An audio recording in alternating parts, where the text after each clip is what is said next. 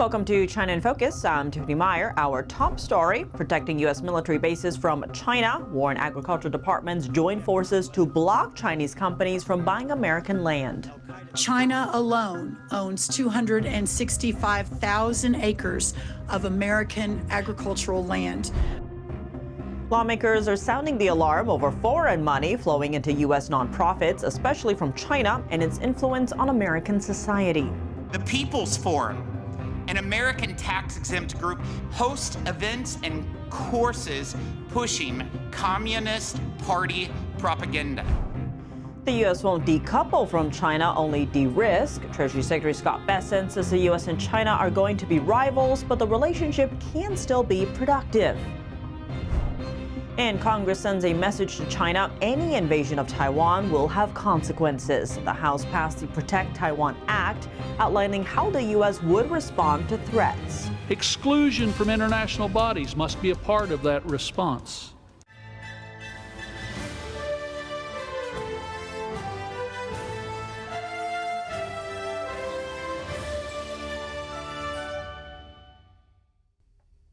Preventing China from spying on U.S. military bases, the Department of War is teaming up with the Department of Agriculture to better protect America's farmland.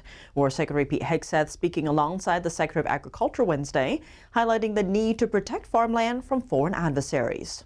Something people may not know is that shortly after 9/11, U.S. forces in Afghanistan uncovered al-Qaeda training manuals that specifically targeted America's agriculture for attack.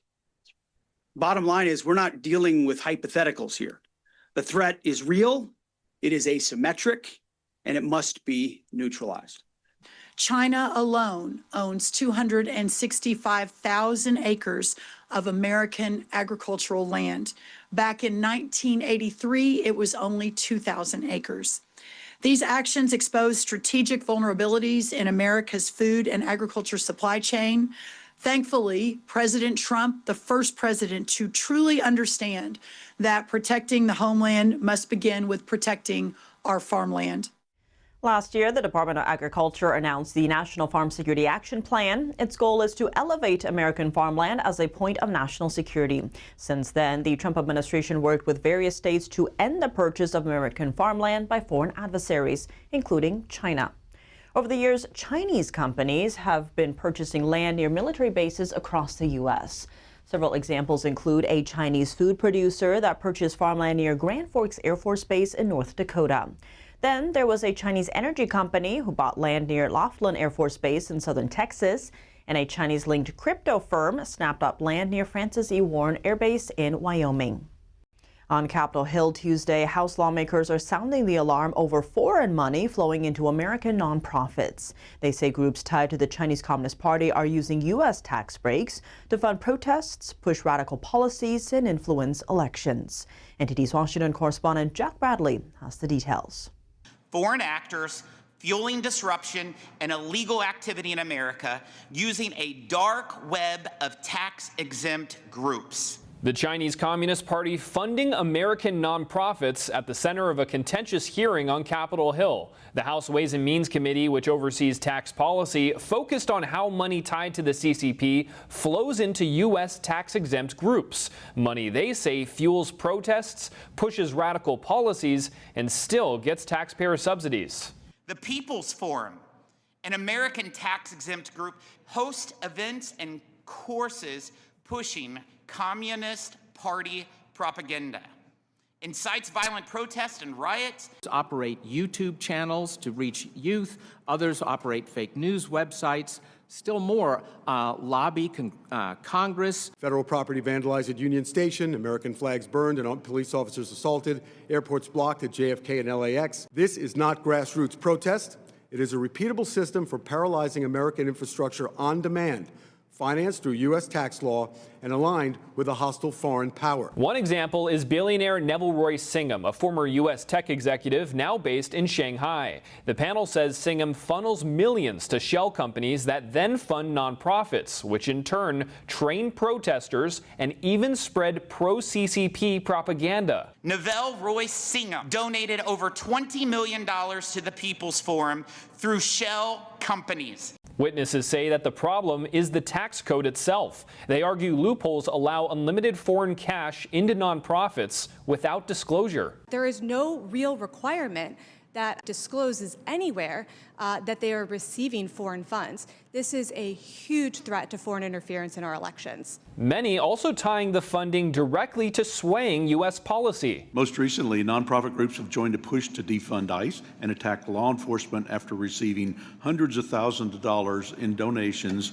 linked to the Chinese Communist Party. The witnesses are pushing Congress to close loopholes in federal law that allows unlimited foreign cash flows into nonprofits. Some states already are moving in that direction, with Alabama and Michigan just passing laws last week to block foreign money in ballot measures. And a bill is now moving its way through Congress that would do that on the federal level. Reporting by Jack Bradley, NTD News. Joining NTD Steve Lance to discuss how the CCP is taking advantage of American nonprofits is Steve Yates, Senior China Research Fellow at the Heritage Foundation. Steve, this is really hard to believe. I want to play a soundbite from one of the witnesses today on Capitol Hill, Bruce Dubinsky. We simply do not know how much foreign money is flowing through the U.S. nonprofits or for what purposes. This lack of visibility creates real national security risks when foreign donors, including foreign governments, state-linked entities, sanctioned actors, or cutouts, use charitable structures to move money, gain influence, or mask illicit activity.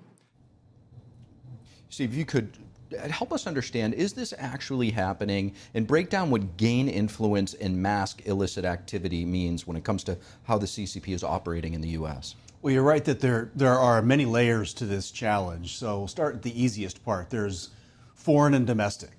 And under the current tax code, when these contributions are coming into nonprofit public policy research institutions, there are many. I work at one. There are not the same requirements to disclose the sources of those fundings that would, say, exist for a political action committee or a political party or things like that. So when you end up with activities that result in demonstrators or disruptors going onto campus and getting in the way of Jewish students going to class, or you end up with organized people going in to interfere with legal operations to remove illegal migrant criminals, you've crossed over from, say, the public policy research function into political action. And so the input nozzle for the money is through this nonprofit that is not meant to be used that way. And so there isn't this public disclosure or accountability for foreign funds. So to your point, there was another witness today on Capitol Hill who was giving examples of foreign nonprofits, Steve, and what they're advocating for in the U.S. Here's that. Abolishing private cars, eating less meat, training judges, protests, suing energy companies. These are just a few examples of what is being financed by foreign money, and it must stop. So these were not necessarily Chinese nonprofits, but they were found to have some ties with the Chinese Communist Party, Steve. Why would these charities, and let's say in particular the ones being influenced by China, take up these sort of causes in the U.S.? Well, at least in my assessment, there is somewhat of a neo-Maoist Marxist movement that is consistent across a lot of these different protest movements. I don't consider them to be organic and genuine protest movements. People can judge whether that's a fair or unfair judgment on my part. But when you look at it, there is just a ringing resonance with what I studied out of the Cultural Revolution about how these movements are really meant to break up society, to disrupt fundamental institutions. Everything from the family to faith institutions to the regular functioning of government, the social compact. And they do all of this. Why? It is to break apart. You don't have these foreign funds coming in necessarily to promote the positive value of the American family. You don't see these funds coming in to celebrate free enterprise and success. You don't find the positive side of this, so it's really in the disruption and breaking. That's where, say, the Communist Party of China and the United Front might have common cause with actors in other theaters of the world. Steve, you just mentioned the United Front. Break down what that is.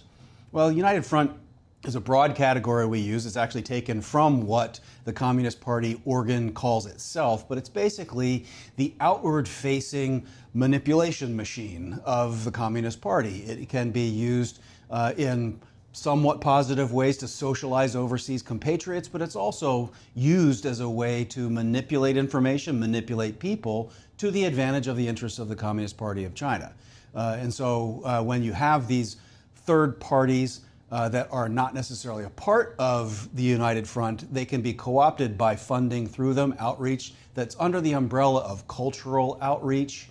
Most Americans are good-natured and they'd want to think positive things about the Chinese people, and so they'll engage, but they don't understand that beneath the surface there's really this aim to capture and use you for the purpose of disrupting American society. And Steve, perhaps another pillar under the United Front is political warfare. Yeah.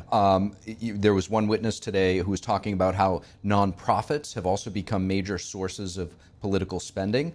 Let's have a listen. And drives anyone seeking to influence our politics to send money not to parties and candidates where it would be disclosed, but into nonprofits where the money is hidden, sometimes under multiple layers, and also where the money is unlimited, both in dollar amounts and also in its source. Foreign governments and foreign nationals like Hans Wies can give unlimited amounts. So, Steve, how could this type of loophole potentially be exploited by CCP actors? Well, number one, because in America there are a lot of areas where you can have very vigorous public policy advocacy that an average American would say, that sounds pretty political or ideological, but that's actually very lawful and encouraged under our tax code to engage in research and then advocate for the policies that you believe in. It's different than, say, going to Congress and saying, vote up or down on House Resolution 123 or what have you, not a specific vote. It also isn't endorsing a specific candidate. That's where it goes over into these other entities that can advocate for parties and candidates and outcomes for bills and legislation. So that's sort of a gray zone that exists. It unfortunately does create an opportunity for this other kind of influence to come in. And this is, I think, a clever use by some of our adversaries and challengers to find a way in. Again, the key litmus test is, though, if we have government watchdog agencies that want to protect America, are these groups primarily looking to disrupt, or are they looking to build? And when you find, it's sort of by their fruits shall they be known. And so if you have them giving money to the American Red Cross and they're helping people in disaster relief, I think we have very minimal political risk when it comes to things like that. But when you find them directly tied to agitator organizations, protest movements that go from peaceful marching into actual violence, then they've crossed a line. And I think that's really where we're going to have to work out, how do we craft statute better, and how do we equip our government to be a better provider of our common defense, which is one of the first reasons we have a federal government. Treasury Secretary Scott Bessent says the relationship with China could be productive even as the two countries remain rivals. Treasury Secretary Scott Bessent told the BTG Pactual CEO conference in Sao Paulo Tuesday, "We are going to be rivals," referring to China. At the same time, he said U.S.-China relations are, quote, in a very comfortable place. Bessent added that the U.S. doesn't want to decouple from China, but it needs to de-risk. He says Washington is working to retake sovereignty in key industries like critical minerals, medicine, and semiconductors. China currently dominates the supply chains for critical minerals and medicine. Meanwhile, Taiwan produces nearly all of the world's most advanced chips. The island lies just 80 miles off China's coast and faces ongoing threats of invasion from Beijing. Bessent added that over the long term, China will need to rebalance its economy, pointing to its $1 trillion trade surplus with the world. He's set to meet with Vice Premier He Lifeng in the coming weeks to prepare for President Trump's China visit in April. Nvidia is being told follow strict U.S. licensing rules or risk losing access to China's AI chip market. At a congressional hearing Tuesday, Commerce Secretary Howard Lutnick said the terms were negotiated with the State Department and that Nvidia must live with them. One major sticking point is a proposed Know Your Customer requirement aimed at preventing China's military from accessing Nvidia's H200 chips. Last week, Reuters reported that the company hasn't agreed to these terms, raising national security concerns. China had agreed on H200 chip imports for its tech giants Alibaba and Tencent, as well as AI startup DeepSeek. All three firms reportedly have close ties to the Chinese military. The sale of these chips were allowed after President Trump and China's Xi reached a trade truce in South Korea last October. The agreement also gave a one-year delay to a rule blocking U.S. tech exports to thousands of Chinese firms, as long as they aren't tied to the military. Coming up, Congress sends a message to China. Any invasion of Taiwan will have consequences. The House passed the PROTECT Taiwan Act, outlining how the U.S. would respond to threats. Exclusion from international bodies must be a part of that response. And Taiwan's president is pressing lawmakers to pass a stalled $40 billion defense budget. Part of the funding would go toward purchasing American weapons. More on that after the break here on China in Focus. Welcome back to China in Focus. I'm Tiffany Meyer. A warning from Congress to China. Invading Taiwan would come with consequences. The House passed the PROTECT Taiwan Act on Monday. It aims to remove China from 6 international financial organizations, including the G20, if Beijing threatens Taiwan's security. Here's Representative Frank Lucas, the bill's sponsor, speaking on the House floor. The United States' response to an invasion of Taiwan should be robust and include numerous sanctions and economic penalties. Exclusion from international bodies must be a part of that response.